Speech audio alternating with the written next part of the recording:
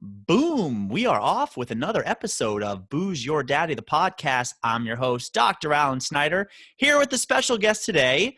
I have something that is very near and dear to my heart, a magician. What's up, Chris? How you doing? Good, mate. Yourself? I'm doing great, mate. And for anybody listening to this show, most of our listeners are American. You are from across the pond. Yeah, good old England.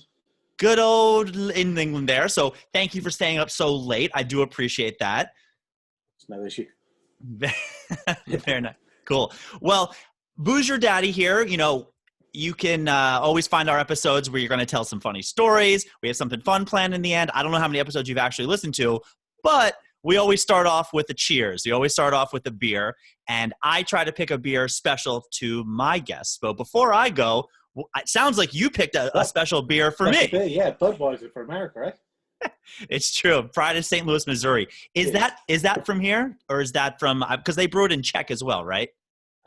This is brewed in the UK. Yeah. All right. So it's not the same, but you know. Not exactly the same. Well, I got something very special for you. It is out of San Diego, California. It is a Brewery Classics, MK San Diego. I think MK stands for McKellar Brewing. It is called Staff Magician. And you got to see that this amazing artwork on this craft beer. It has this magic guy where looks like he's taking a ace of spades out of one guy's hat, and the other guy is blindfolded. I'm going to post a picture of this online. This thing is just freaking amazing. It's a New England style pale ale, which is right up my alley. But I thought that just the cover art is so great. And for you being a professional magician or part-time musician, as you said, I couldn't resist. No, I like that. Very good. Hopefully it tastes good. I hope so too. It's a pale ale. Should be pretty good. All right. Well, let me release that Kraken. Beautiful. Cheers to you, mate. Cheers. It's good. It's soft. It's good. I like it. It's only for a New England style pale ale. It's only 5.5% alcohol, which is pretty good. So you get a lot of flavor with that. And I'm very happy to share it with you. So Chris, you were telling me before we actually started recording, you've been doing a lot of Zoom videos and Instagram and Facebook as a magician. I'm curious to hear more about this 100 videos in 100 days. Yeah, so towards the end of May, lockdown had been going on for about a month and a half, nearly 2 months. And I, like most people, I was furloughed from my work. I still am. So I wasn't working. I kind of sat around chilling with the wife, but I kind of thought people need something to do throughout the day. So just a little minute video. I started doing a couple of them. I thought, I'll do it for a month. My birthday's the end of June, so I'll do it from kind of like the end of May to the end of June, go to my birthday. Man was like, well, I might as well go to 50 videos because like 28, 30 videos doesn't make sense. So I'll go to 50. Once I got to 50, I was like, well, I've still got more I could do.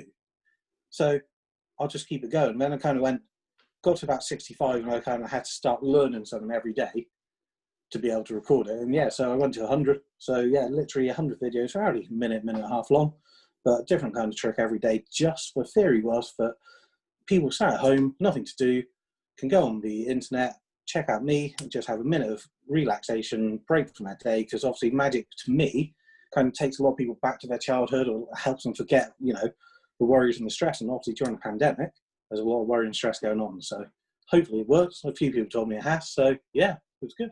That's awesome, man. You know, you hit the nail on the head for me. And I said this is something near and dear to my heart. Like, I didn't want to be a magician, but I've always been just thrilled. And I think my first birthday party that I really remember at age 5 was in the basement of my parents' house where we had a magician. And I thought, I'm fascinated by it. I really am. Personally, I don't have the skills to do it myself without a lot of practice. To be honest, I respect your craft way too much for me to kind of half-ass it and just be like, I'll just learn a quick little bar trick type of thing. But I'm amazed by people like you, and I really think it's an amazing talent. I really do mean that. So kudos to you. Thank you very much. Yeah, I think there's a lot of people about who, again, like you said, you know, first memory is as a kid. Mine was, we had a guy called Paul Daniels, who's famous for his magician, who was on TV every weekend growing up. So kind of like, it was on TV, but I never saw a live magician until actually, which got me into magic about 12 years ago. So you've only been doing this for 12 years. I was going to ask you if you want to be a magician your whole life, or how did this happen? I've always loved magic. so I've always loved it. All the variant stuff. So I haven't even been doing it 12 years. I've been 4.5 years. It was 4.5 just years stewing ago. in your brain for those first 8. Well, yeah, I mean, I knew a couple of tricks. So the one I do all the time, an elastic band trick, I knew that one, and a couple of others, like basic card tricks. But my wife kind of said, "What do you want for your birthday?" I went, "I don't know, some magic tricks." And she took me to a magic shop. There's one about an hour and a half, 2 hour drive from where we live. That She is took me far. there. It's not too bad for the UK. Okay. We're not like you. We don't have everything nearby, unfortunately, unless you live in London or one of the other big cities. So Okay. I mean, I live in New York City, and if it's longer than a 5-minute walk, I'm not going. Yeah, fair enough. Yeah. So No, 2 hours, she took you to the shop, and you guys went in and just, were you a kid in a candy store? Yeah, pretty much. Because the guy behind the counter, he knew that I had a small interest in magic and I could do a couple of little things. And he spent about 3-4 hours with us, just kind of going, "This is this trick, demonstrating it. What do you think? Do you like that kind of magic, this kind of magic?" And he kind of pointed me in the right direction, told me to join like a local magic club, which I did. And then since then, yeah, it's just grown. And I started performing just over 2.5 years ago. So actually going out again, paid for performing for people. And I think that's when I kind of went, I love what I do, but performing and actually having those wow moments for bits where, like you said, you remember when you were 5-year-old and having that party and that magician there. Once you start performing, once you kind of having an impact on people and kind of changing what they're doing and the interactions they have, I think that's where it really kind of grows. And That's yeah, amazing. That is so good. And now you've racked up, you said about 65 tricks, or how many tricks in your bag would you say you have? Not literal bag. No idea. That's an open-ended question because there's variants on the same trick. So I would say easily 100, 150, 200, maybe more. Okay. But you don't really, unless you constantly perform the same different tricks, you're not really going to be an expert at them.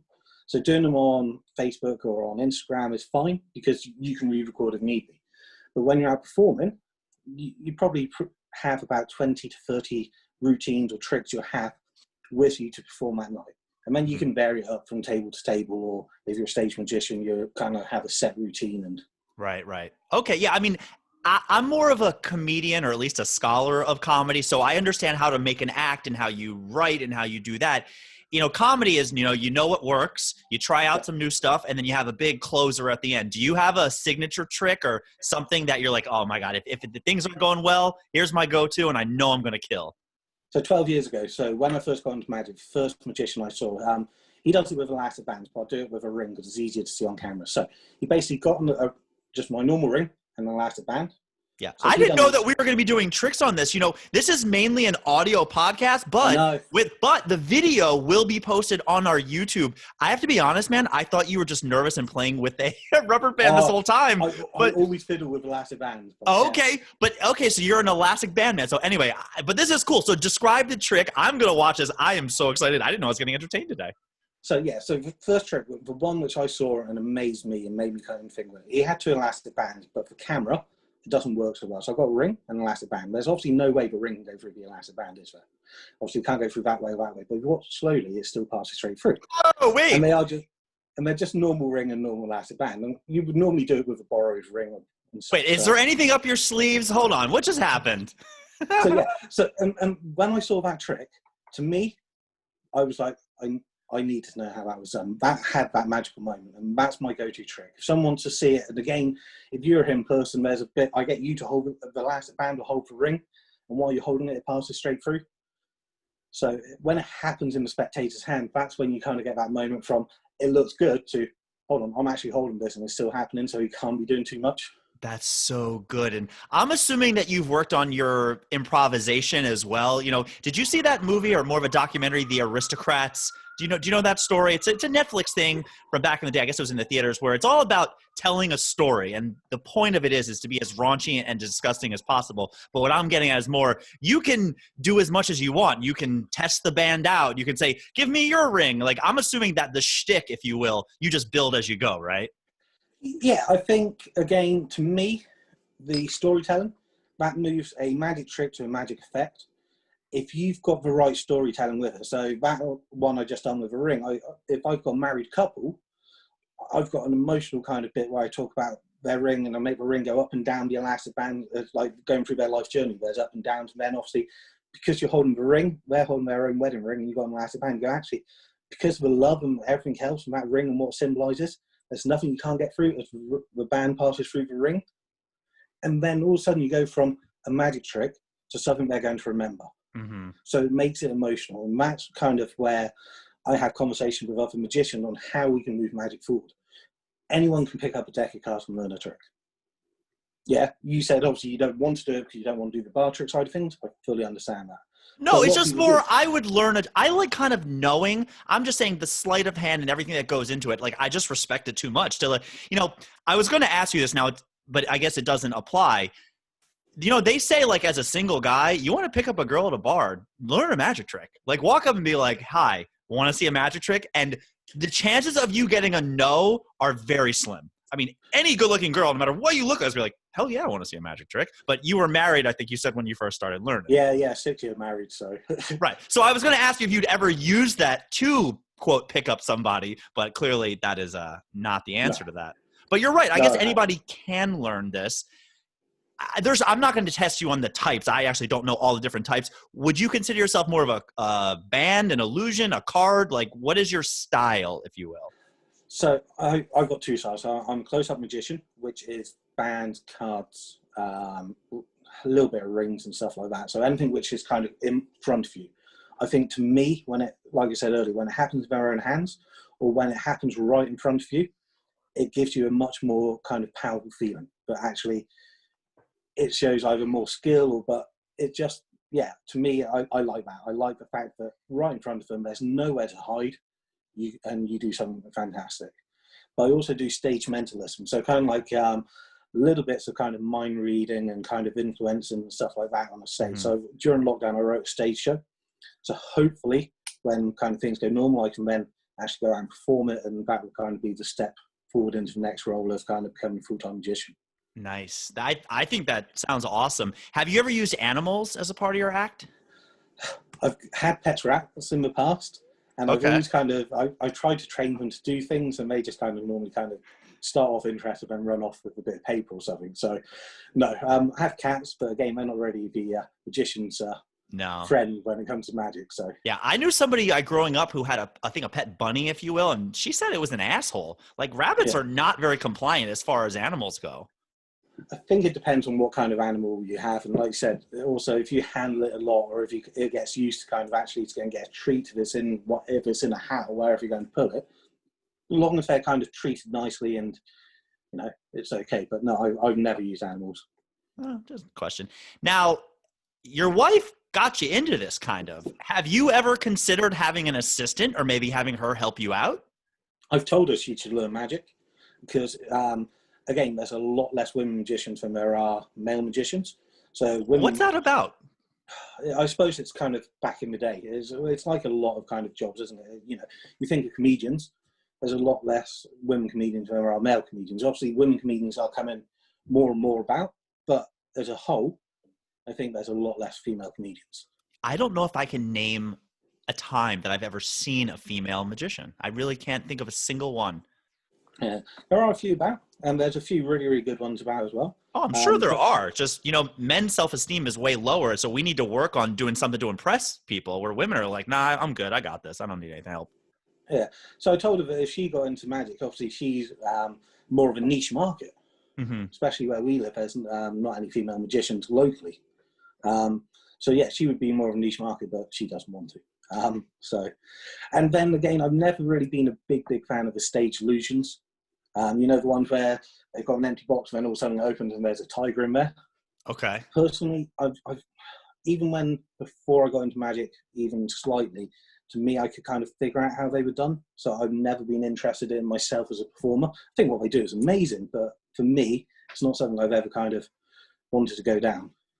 Yeah, I mean, the whole tiger thing is a very weird, and I don't know if Siegfried and Roy could really make a big name for themselves today because everything with animal rights that's been going on, not to mention, it was a matter of time before one of those tigers ate the guy's face off. I mean, it happened. Like, you can't keep these crazy animals No. That being said, when I was 12, my parents took my sister and myself to Vegas, and we saw that act. It was fantastic. It was great. I was like, look at the Tigers. This is incredible. I love it. Yeah, me and my wife went to Vegas about 8 years ago, and we stayed at the MGM Grand, hoping that they would not necessarily for show, because we knew the show didn't have it, but we thought they still had the Tigers there, but they didn't, because they used to actually have them in the hotel, didn't they? Well, Siegfried and Roy was at the Mirage, at least when I saw it. You're talking to a guy who lived in Vegas, actually, for a little bit. So you probably know a lot more than I do. Just a little bit. MGM has the lion outside of it. That's kind of the statue. I did hear a funny story that the entrance to it used to be walking through the lion's mouth. Apparently that's bad luck, I think, in like Asian culture or something like that. So they completely had to change the entrance and move it to where the lion is just on the side, or that's just a old wives' tale that I heard. As far as the whole magic show, I haven't been to Vegas in so long, I don't even know where things are. You know, I'm a big fan of the UFC, and they have since built that massive T-Mobile arena, you know, behind the Aria, behind the Cosmopolitan. I haven't even been in Vegas when that's been a thing yet. Okay. I lived there for 3 months in the summer of 2007. I never want to go back to Las Vegas. It was so hot. It was so disgusting. Vegas is one of those places that it's some people's dreams, but you live there for a little bit and you realize that's where dreams die. It really is. I was there last year, in New Orleans. They have a Magic Convention there every year. So for my 40th, the wife bought me a ticket to go to Vegas and go to the Magic Convention. So I was there. By yourself? Yeah. Oh, what an idiot. Yeah, I knew no one. I bet you made some friends, at least at the Spearmint Rhino that night. For the convention, yeah, I made lots of new friends, lots of really good friends, actually. And yeah, had a fantastic time. And yeah, it was kind of 44 degree heat coming from the UK, where we get kind of the highs of about 30. So yeah. You're talking in Celsius right now. Just knowing what I know, I'm assuming 44 degrees is a lot. I'll just tell you, when I was there, they stopped reporting after 120 degrees. It was just brutal up there in Fahrenheit versus Celsius, I guess. Well, I went a few days after. Do you remember the locusts or the crickets, which were about in Vegas last year? I don't remember that. I know we get the cicadas every so often. I thought there that was was the this swarm, year. literally the whole streets. They were everywhere, all over the streets. It was all on the news and everything, even in the UK. And I literally went a few days after that, but they were still about. Okay. No, I don't remember it. I trust you. All right, very cool, man. Like, I think those conventions are really cool. I get so intimidated at these. Like, I'm a very social person. I talk a lot, clearly. I go to conventions and I just shrink. I'm just looking around and I'm so intimidated. And those things, like, they give me agita. I don't know what it is. I shrink in the big situation, which is probably a bad thing for me. But in an intimate setting, I'm me. I can go off. So yeah. I think that's really cool that you did that. Do you think you'll ever go to another one? Yeah, hope so. They do one in the UK, which is the biggest one each year. Obviously, it cancelled next year. So next one's going to be 2022, hopefully. But the Vegas one, I'd love to go back, see some friends I made and everything else. But again, for the expense and everything else, it's just whether what I'm doing and performing. And now, I guess I know the answer to this question because you said you don't have a lot of big type tricks. But when you and the missus travel, who has more luggage? That's because you have to bring all your every time. But you're a magician, right? You have to have certain props and a couple of decks of cards, I'm all good. Very nice. So yeah. All right. It was just something I thought of. Chris, do you have a catchphrase? Do you have a ta-da? Or you like the wow? You like the boom? I'm just me. I think when I perform, I'm me, but a little bit more upbeat. Mm-hmm. So no catchphrase, no kind of anything else. But yeah, you just kind of, the point which you're going to hit, especially if you've been doing a trick for a while. So when you're talking to someone, the bits where you need to be silent and what you need to do kind of body-wise and everything else. And when they're just kind of, I like the silent, mouth open kind of shock more than I do the kind of clapping and craziness. I like that because that to me is they're just kind of like, their brain is still trying to process it even after you leave. They're kind of, how the hell do you do that? I don't know. I feel like I would have like what just happened? What'd I do? What did I, that's something. So I'm a little bit of a cocky person, especially when I'm competing. And when I'm playing a game versus somebody and I do something really good, I'll just turn and say, what happened? Oh, was that me? Did I do that?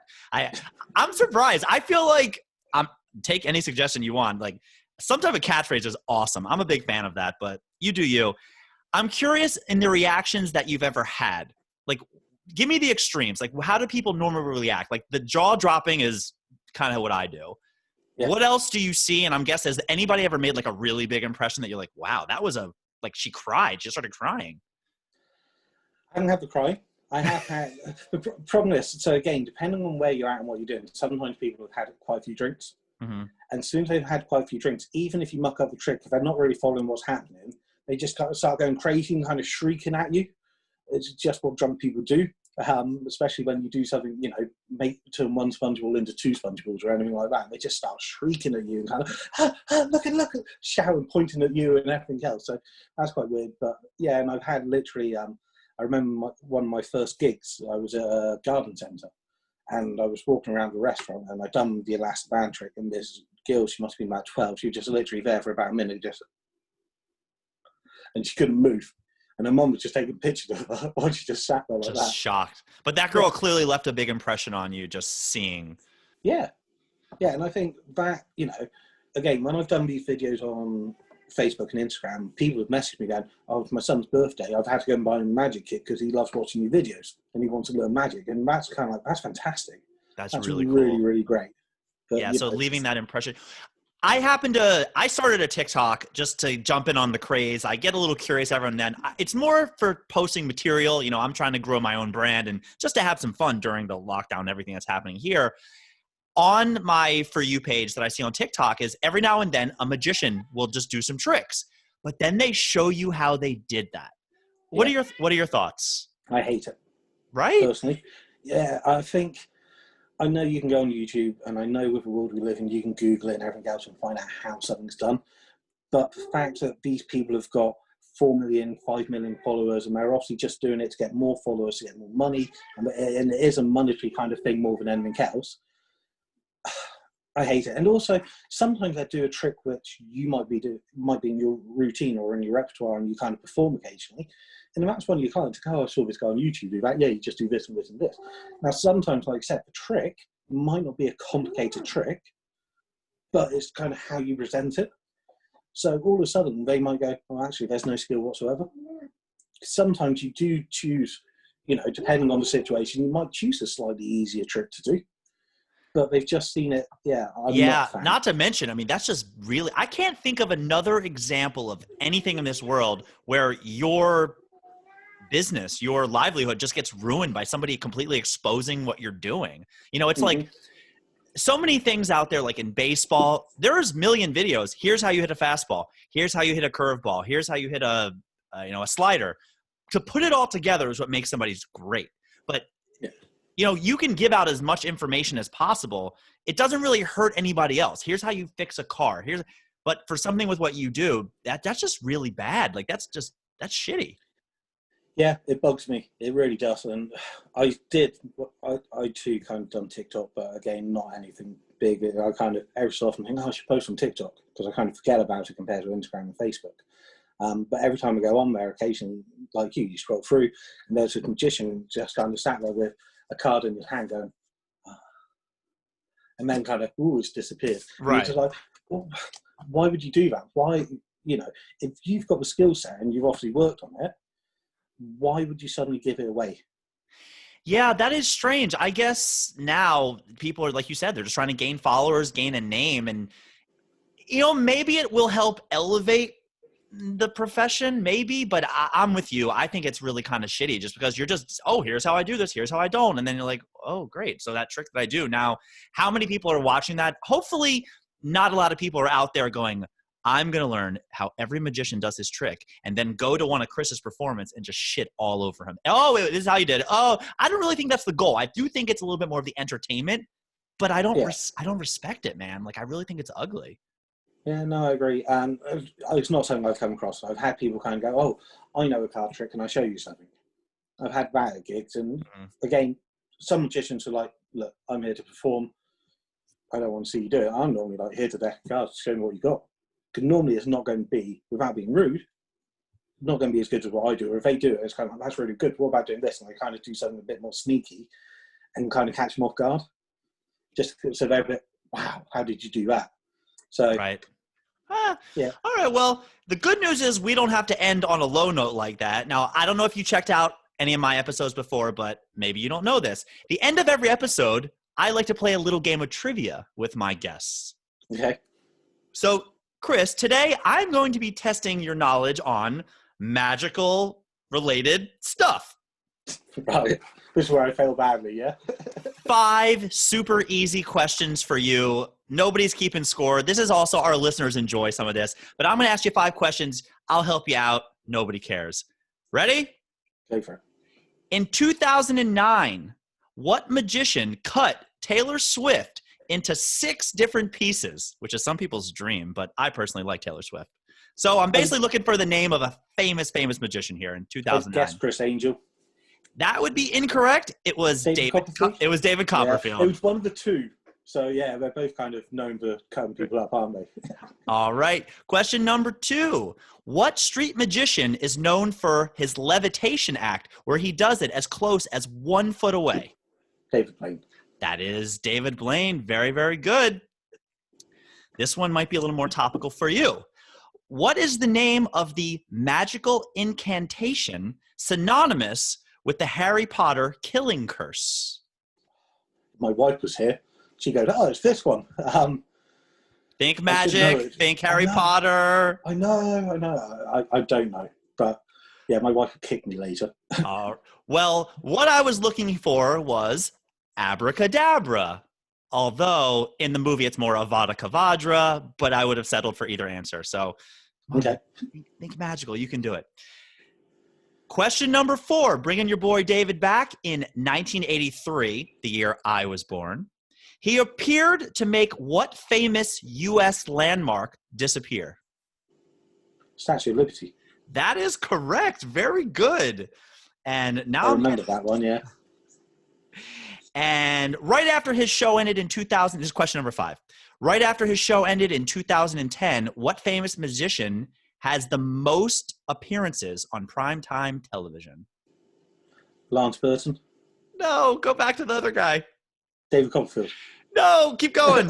Chris Angel. Chris Angel, yes. Basically, with the whole Mind Freak show, he got so many appearances that he's racked up some type of number that'll never be hit ever again. Because these guys don't do a lot of primetime television, you know? Not anymore. Again, when you were younger, you probably saw Copperfield a fair bit on TV. Because I remember seeing him over here on TV. Yeah, I don't know if I followed it as much as, like, you know, it would be Saturday night and there was a stunt on or something. I was really excited because, you know, David Blaine was on Rogan maybe like 2 months ago, and he was scheduled to do a big thing, I think, here in New York City, and I was going to go to it. I was at least going to go check it out because I had nothing else better to do. But I wasn't here when he did that big thing over by the Trump yards where the Trump buildings were built, or when he was in Times Square. I've only been in New York for about 10 years, I don't think. And I don't think I've been here for any of his acts, his magical performances. So I was thinking about maybe going to do it. And I think it got canceled or something to that effect. So I was kind of bummed out. Because he did during lockdown, he done the the helium balloons, didn't he, where he floated? So from what I understand is they canceled that. I thought that was one. Oh, that happened? Yeah, that happened. All right. Looks like I'll be checking something out later on YouTube. Yeah, that was, I don't know what desert. I think it was in Nevada somewhere. But yeah, he basically, lots of balloons and then floated up and flew off. Wow. And has he been seen since? Yeah, he skydived back to the ground, so parachuted, so yeah. Very nice. Well, Chris, this has been a lot of fun. Before we sign off, you have a Facebook, you have an Instagram. Please tell our listeners where they can find you to watch some of your 100 videos in 100 days. Thank you, Alan. So yeah, it's Chris Howat Magic, which is Howat, so just with 1 T on that, because most people put 2 on it. That's all my social media, so Facebook, Instagram, Twitter, website, anything you want is at Chris Howat Magic. Very nice. And if any of our listeners feel so inclined to fly you over for a private show, you would be definitely down for that, right? Oh yeah. Yeah, fly me to New York. We can have a catch up as well. Beer in real life. Absolutely, man. Well, Chris, this has been a lot of fun. Thank you for answering my questions. I think this is really cool. I respect your craft. Please keep at it. I love, love, love what you're doing, because I started this podcast just to have fun, to put more smiles on people's faces. That's my goal. And it sounds like that's kind of what your goal is too. And I think that's a beautiful thing. And I don't politically left, politically right in this world. What we need to do is come together and love each other and make the world a better place. I think that's the best thing that could happen. I really agree. Well, thanks for listening to the show, everybody. Make sure you're downloading these episodes. Make sure you're hitting the subscribe, hit the like button. We're on all the social media. Find us anywhere. Booze your daddy. Chris, have a good one. Cheers, mate. Cheers, Alan. Thank you very much. Daddy out.